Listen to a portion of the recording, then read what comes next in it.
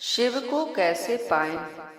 भक्ति का मतलब है कि आपके भीतर हर उस चीज के लिए प्रेम की भावना है जो आप देखते हैं और जो नहीं देखते।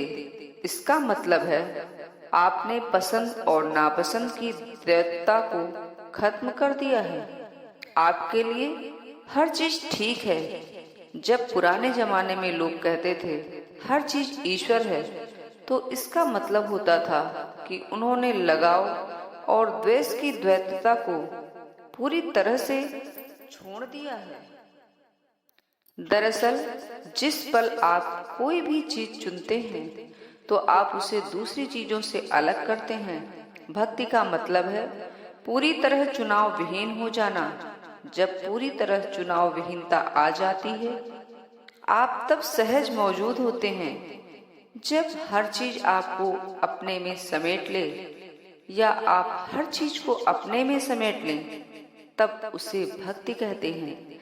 सत्य भी ऐसा ही होता है, सबको शामिल करने वाला। यूं संस्कृति में शिव के दो पहलू हैं जिन पर हम ध्यान केंद्रित करते हैं। एक स्तर पर शिव शब्द का मतलब है वह जो नहीं है।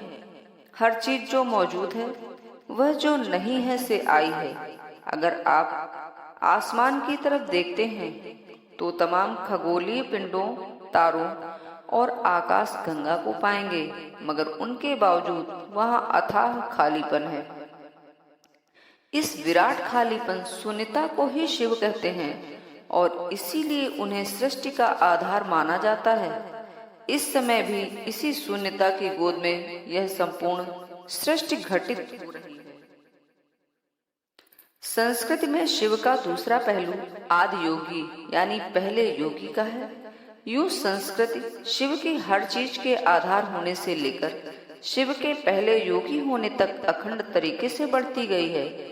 चूंकि यह एक तर्क आधारित संस्कृति है, इसलिए हम परम प्रकृति और परम प्रकृति का अनुभव करने वाले के बीच फर्क नहीं करते।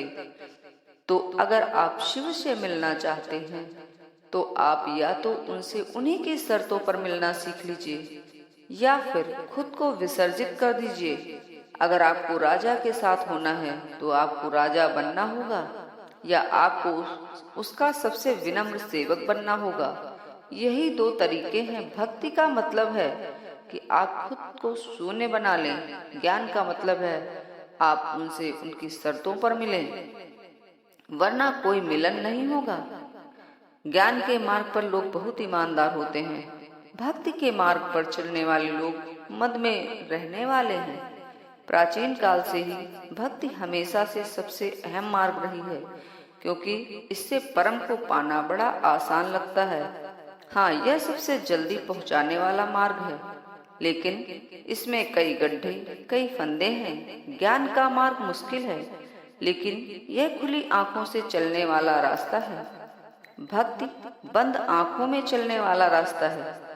अगर आप आदि योगी शिव से मिलना चाहते हैं तो आप या तो उनसे उन्हीं की शर्तों पर मिलना सीख लीजिए या फिर खुद को विसर्जित कर दीजिए। उनसे मिलने के यही दो तरीके हैं। ओम नमः शिवाय।